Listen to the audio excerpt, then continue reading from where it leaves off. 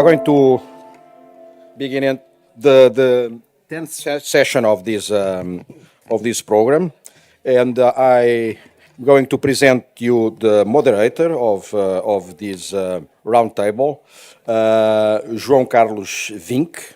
João Carlos Vinck is a medical doctor and professor of respiratory medicine at the School of Medicine of the Universidade de Loughborough. He's also coordinator of the respiratory medicine unit in the Institute Conf of Loughborough. João Carlos. Can you hear me? I think not yet.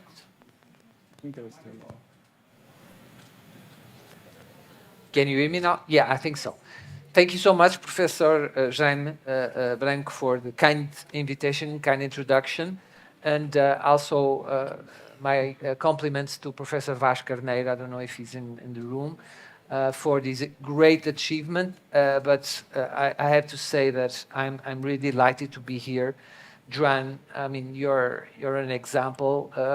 Your activism is really fantastic. So I'm really honored to be here and share, I mean, with all these keynote speakers, to learn from you, from the doctors, and from you, especially from the patients, that I think we need very much to be, all together to accelerate, like the previous panel was saying, to accelerate the knowledge and do this cooperation with all the centers. So it's me a great honor. Thank you so much for the invitation. And of course that this panel will be an exciting panel. You can see all these rising stars that are joining me. So this is called the Young Investigator panel.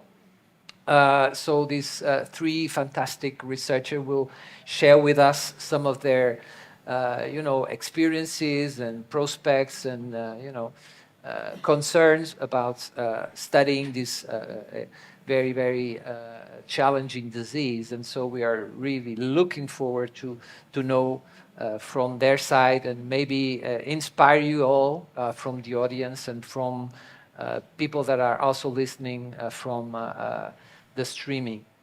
So first of all, I ask you just to do a brief introduction and timeline for your educational career, and I start from Johanna Squires, that is sitting next to me. Could you just tell a little bit about your educational career? Yeah, so my name is Johanna Squires. I originally am from Michigan, but I currently work in Boston at Brigham and Women's Hospital with Dr. David Systrom and Sarah. My background is I got my bachelor's in biomedical science, and then I actually got my master's in exercise physiology from a school in England called Loughborough. And Loughborough was a sports school, so all the Olympians go there. So I read a paper by Dr. Systrom in that experience, and I reached out, got connected, and then that's how I ended up now being his senior research coordinator at Brigham and Women's. Okay. Thank you. Thank you so much. So what about you, Sarah? Can you tell us a little bit about your background? Yeah, I'm Sarah Zaira. I grew up in Saudi Arabia, and I attended Cornell University in Ithaca, New York for my undergrad. I graduated about 2 years ago with a bachelor's degree in biology and society, and since I've joined Dr. Systrom's lab at the Brigham and Women's Hospital. So my journey to finding Dr. Systrom was a little bit different. I knew very little about ME/CFS 2 years ago, and I was kind of just wanting to get involved in research in general. And I started looking at different labs that had openings and different opportunities, and I came across Dr. Systrom's lab, and I was reading his papers and the recent papers he published. I was super interested in not only the work he did, but when I started watching videos and reading blogs about ME/CFS, I was shocked that when I asked a lot of my family members, a lot of whom are physicians practicing in the Middle East, they didn't know anything about ME/CFS. And so that sort of motivated me to learn more about it and help others understand about it too. Okay, thank you. What about you, João Malato? Hi. Well, I actually have a mixed background. So I did my bachelor's in Porto in marine ecology and animal behavior. So I studied the interactions between predators and prey and hormonal changes between how they adapt. And then because I collected a lot of data and I had really not a lot of statistical knowledge, I decided to go into biostatistics. So I did a master in Lisbon in biostatistics, and I got in touch with the clinical data, and I really fell in love with medical science and how biostatistics can help or collaborate with them. And through an Erasmus, I was able to do my thesis at the London School of Hygiene and Tropical Medicine under the supervision of Nuno Sepúlveda, over there with the camera. And it was in malaria, and after the Erasmus fellowship was over, I still wanted to stay there and work a little bit. So Nuno put me in contact with Luís, Eliana, and Kate, and Jack at the QME research group. And I spent 1 month with them, and I really fell in love with the research that they do and how empathic and human they are with how they describe and work with patients. And then I decided to continue and do a PhD focused on ME/CFS research, which I submitted less than a month ago. So yeah. Okay. And you are based here in Lisbon, right? Yes, I have a mixed grant, so I've been just jumping around in between here. Initially London, but then Nuno moved to Warsaw, so in between here, London, Warsaw. But yeah, I'm based here at the Institute of Molecular Medicine at the Faculty of Medicine. Okay, so very interesting, very heterogeneous background of our researchers. And the next question, and I will start with Johanna again. So what motivated you to pursue a career in ME/CFS research? So honestly, before I started working with Dr. Systrom, I wasn't all too aware of ME/CFS. It wasn't something that really got brought up in our exercise physiology courses. Instead, it was that CPET, so that invasive CPET that Dr. Systrom mentioned earlier, that sparked my interest. But I think the biggest motivator is, as when I first started my first day at Brigham, there was a multi-million-dollar clinical trial that Astellas was funding with ME/CFS patients. And that my first day hit the ground running. We had muscle biopsies, we had invasive CPETs that week, but we got to run all of the visits, so myself and my coworker, Mary Catherine, at the time. And when you're working with these patients that you see for weeks and weeks at a time, almost 10 weeks, you start listening to their stories and hearing just everything that they've been through. And so it was something far more tangible and honest than working with athletes, which I thought I originally wanted to do. So going through that, and then of course also Dr. Systrom is a part of Open Medicine Foundation, and also my very first week was attending an Open Medicine Foundation call, so with the late Dr. Ron Tompkins, and then the entire row of my mentors back there. Just hearing everyone's stories and what they're working on was just far more interesting for me, and it's kept me here, and I've told Dr. Systrom I will stay with him until he retires, so it's up to you. Okay. Okay, what about you, Sarah? Yeah, I've touched on this earlier, but my initial spark was when I realized that a lot of the physicians in my family had no idea what it was, and that's a career I want to go into, is become a doctor, hopefully soon. So that was the initial seed, I guess, that was planted in me. And then, as Johanna mentioned, I was involved in similar studies. We worked together, and just speaking to the patients, seeing how much our work is truly helping gave me even more motivation and more excitement that the work I'm doing is meaningful. And of course, working with a mentor who's very passionate about the work they do excites me a lot as well. So that's helped a lot. And so, yeah, that's my motivation.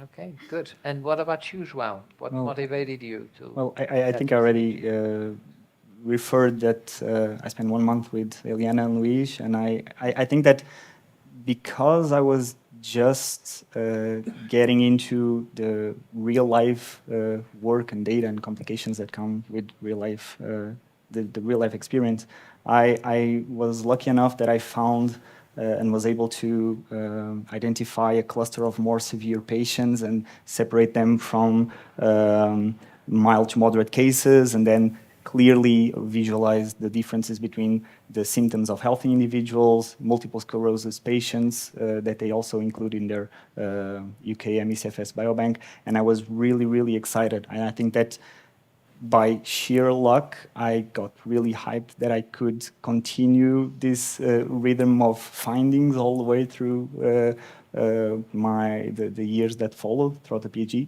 It was not the case, but nevertheless, it was the initial findings and the overall environment that sparked my interest in the research. Okay, good. So next question, what type of research are you conducting right now, Johanna? So right now, we just started our post-exertional malaise muscle biopsy study. So it is over a course of 8 days. There's 3 visits. Patients come in at visit 1 for a baseline muscle biopsy. It's not the scary open one if you look on the internet. It's single needle. You go home with a Band-Aid. Then a week later, you come back for a non-invasive maximal CPET, so a level 1, which is supposed to precipitate the PEM. And then 24 hours later, come in, muscle biopsy, same as the exact same, and then we just follow up. So with this study, I've had the privilege of, I was able to work with Dr. Systrom and Open Medicine Foundation to draft the protocol. I wrote the consent form. I got the IRB approval for it. I communicate with the patients. Sarah and I do all the enrollment. We run the visits. We sign the consent form. So we have our hands very deep into that one. And then we had the privilege last summer in Cambridge with Open Medicine Foundation and Dr. Systrom to discuss the LIFT trial. So it was over a dinner that we had at a pub, and it all came together. It's going to be a huge clinical trial that I've had the privilege of working my way through, understanding the different hurdles of doing a double-blinded, placebo-controlled drug trial. I can gladly say that we've gotten everything approved up until clinicaltrials.gov just wants one more thing from us, and then it's all approved. So that'll be the next big one for me, because that'll have 160 people in it, and we will be the single location. So that'll be my big one. And then on the side, it's writing papers with Wenzong and Dr. Systrom, and we're actually going to be going to American Thoracic Society's International Conference next month to present, and other little conferences. So very busy. Okay, good, very busy. What about you, Sarah? Can you tell us a little bit more about your Everything research? that Johanna said, Yeah. basically. I assist with all of the tasks she's mentioned. We do retrospective studies too, so just database work and keeping everything organized in the background for our database of patients that come in and see Dr. Systrom with. We have IRB approval to look at some of the test results and follow them retrospectively and how well they're doing on some of the medications that they take. And usual? Well, I just submitted the thesis, so I'm a little bit not taking a rest, but the workload has decreased a little bit. But my recent work has been mostly initially we tried, or our objective was to try and further stratify individuals based on their immune profiles. And due to complications, due to Brexit and data transfer agreements, and then COVID, the data was a little bit, the data access was a little bit delayed. So we ended up going a little bit, well, Nuno allowed me to go a little bit more into exploring, and we ended up asking more hypothetical questions on how the misdiagnosis of patients might be affecting the replicability and reproducibility of results and research itself.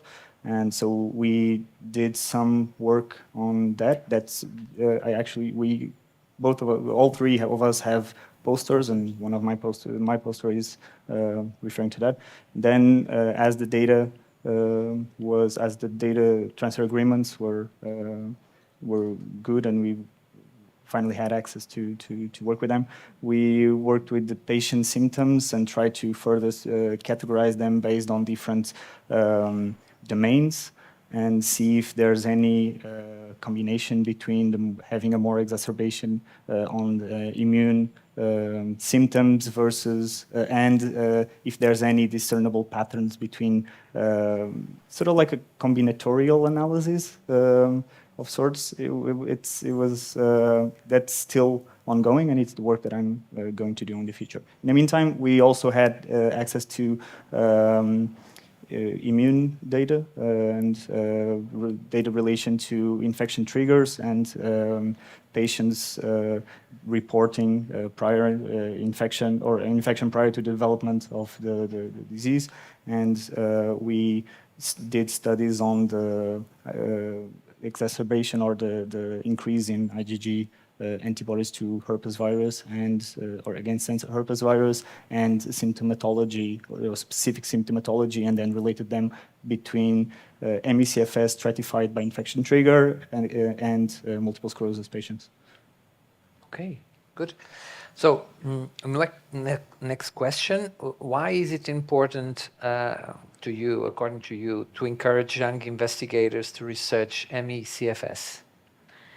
So I think we had a really good discussion about it when we were planning this session, is as we kind of learned even from Dr. Levine's opening of just the history of the different epidemics that we've seen, even just what we've seen in LA and Iceland and Lake Tahoe, is that the work is being done. If unfortunately people aren't acknowledging it, but the work has been being done for decades.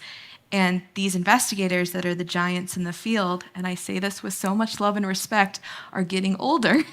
And so there needs to be their mentees that need to be ready to take up what their mentors paved the way for. So if there's no one there to carry the torch, then all those decades of work is going to fall short. So we were saying with this is that getting the passion that we have with it, we want to carry on what our mentors do, and it's up to us, the youths, to continue on with the same passion and integrity and forward thinking. Okay. And you, Sarah? I agree with Johanna. I think there's a lot of opportunities and a lot of things to get involved with in terms of research with ME/CFS. We know a lot now, but there's still a lot more that we need to learn and research. A lot of treatment trials that need to be done. So still a long way to go. So I think it'd be good to encourage younger and early career researchers to get involved in all these opportunities. And usual? Well, as a biostatistician, I don't directly work with, or I don't work directly with patients and participants.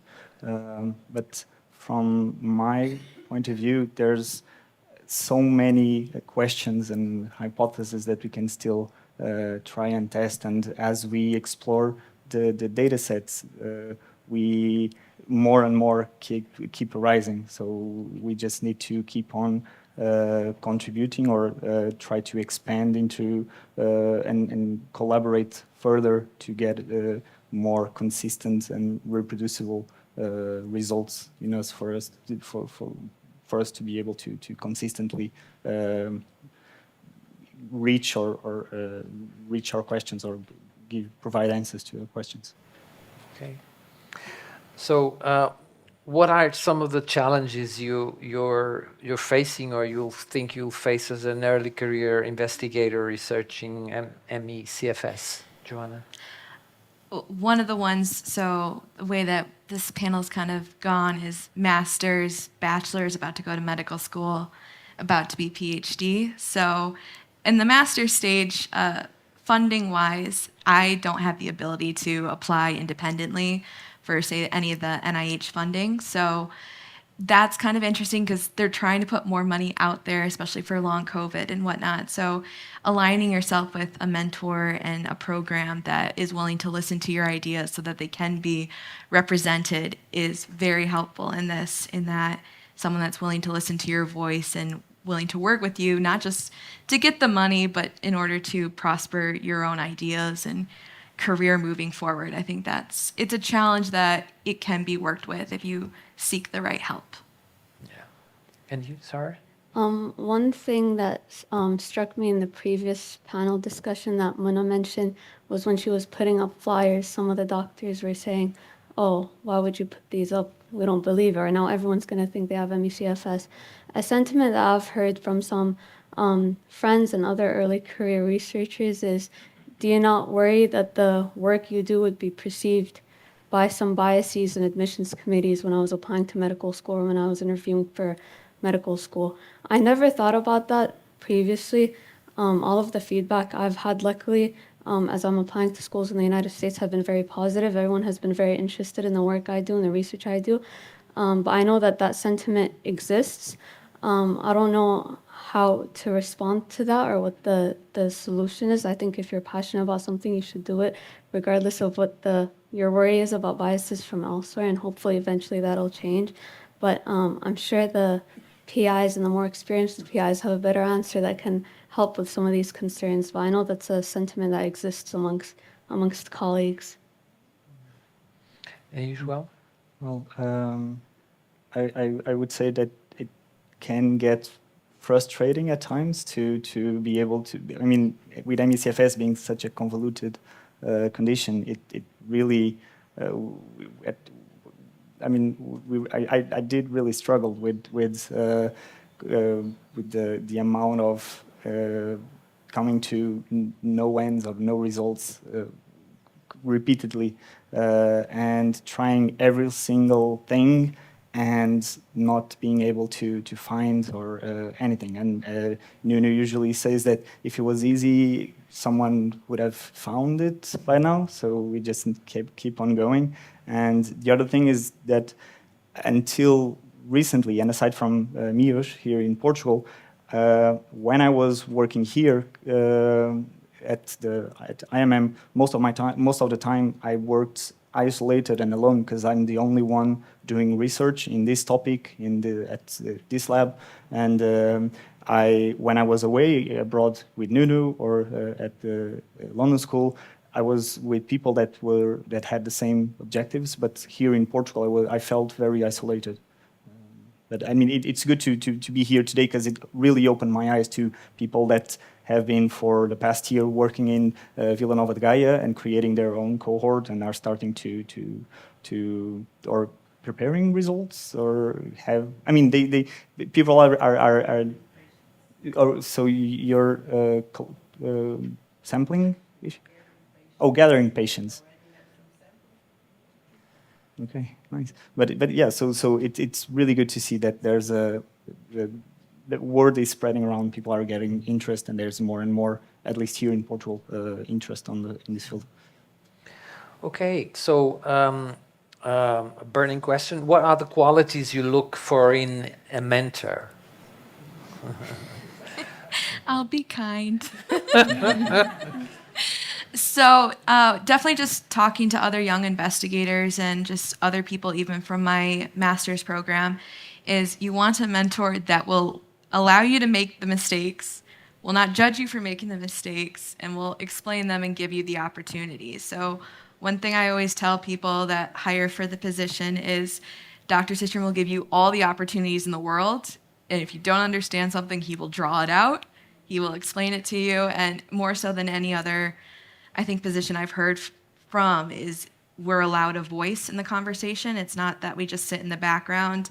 We're allowed to give our input on it, even if we only have undergrad or master's level. So willing to listen, work with us, and always willing to teach, I think, is some top ones. I 100% agree. And also, I think I got very lucky too with being in Dr. Systrom's lab. These aren't questions I had when I was looking for a lab. I kind of just went with where I thought, what field I thought would interest me more, not necessarily the mentor was great. But over the past 2 years, he's been a tremendous support. To me, it was very important that he was also very supportive of my career plans and what I'm trying to do. And not only that, but also offering advice on what to do next or how to answer interview questions and things like that. One thing that I touched upon earlier too is he's very passionate about the work he does. And so that creates an environment, a working environment where everyone feels motivated and passionate to put in the work, and you enjoy going to work and you enjoy doing the research because this is something that you want to do and that you choose to do. So, yeah. Good. That's everything Johanna said. Yeah. And you as well? Well, I'll just go along and say that everything that you said as well. But I think that So I had two supervisors during my PhD. So Nuno, who is a hands-on supervisor, and then I have a co-supervisor, Luis Graça, at IMM, and both of them have different styles, but I think that it worked out okay. So we'll see. I'm still waiting for the thesis to be approved to go into defense. But it's good to have someone who allows you to go and explore. So if you come up with the questions, instead of taking your hand and going along with you, just let you lose a little bit of self, but not too much. Otherwise, you'll just lose exactly your focus. So I think it was to have someone who doesn't castrate your ideas, but is able to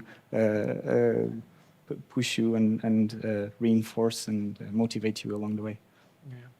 An important question that maybe a lot of people here at the audience will love to hear from you guys is, what advice would you give to an individual trying to get involved or just starting in ME/CFS research? Yeah, so we've prepared some slides with some information. It worked. Awesome. So Sarah and I just recently joined, and I think Joa's interested in joining with us. There is the Young Emerge group. So Emerge is European ME research group. They have a subset for the Young Investigator, so Young Emerge. And it's kind of a collaboration. We're all together on LinkedIn, which is the QR code behind me. We've recently started a journal club, so we all meet. There's about 25 to 30 of us currently, open to join at any time. And they actually just put out their first joint paper in January. So that's been really helpful in that it gives you other people to talk to that know about ME/CFS and they know about the different opportunities.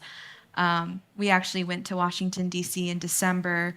That was put on of Spark Me, which is associated with Young Emerge.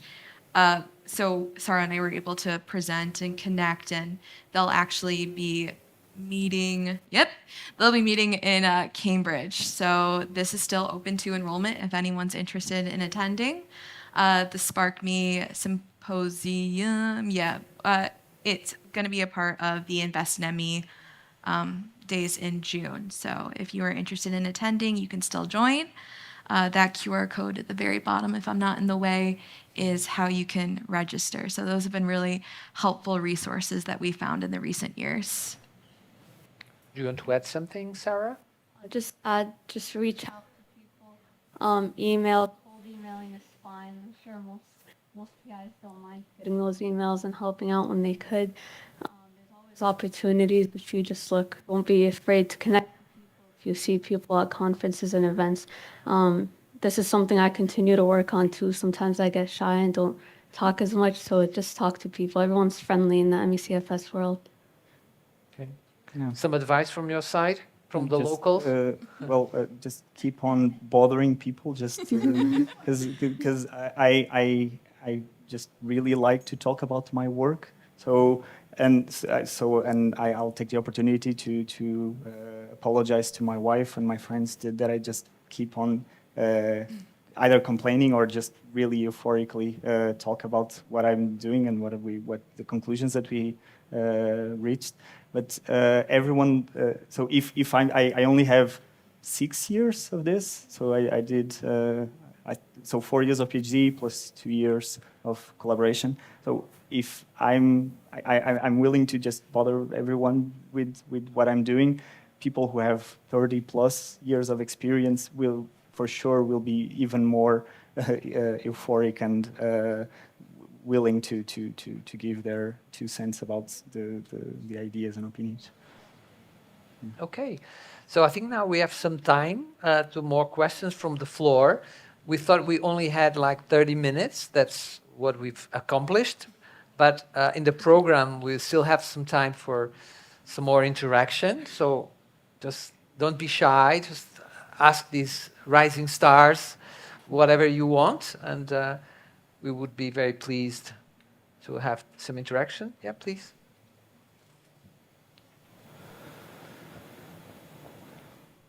Congratulations for all of you. I have a question to Johanna.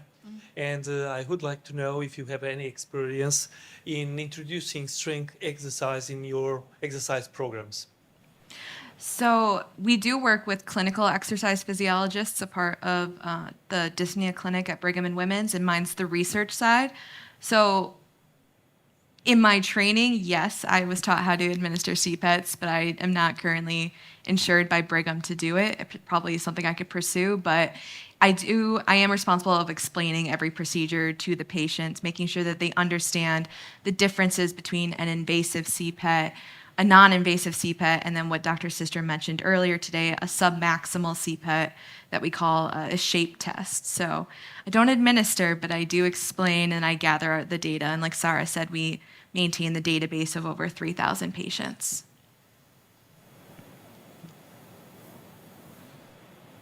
Some more questions? Okay, yes, Johanna. I don't have a question, I have a comment. Okay. Both Sarah and Johanna were part of the scientific planning committee for this conference, and throughout the whole process, helped guide the event. So that, I think, is an example of young or early career researchers helping to plan, to do outreach in different countries and begin to build an agenda. So I really just wanted to recognize their role in this and their tremendous contribution. Yeah.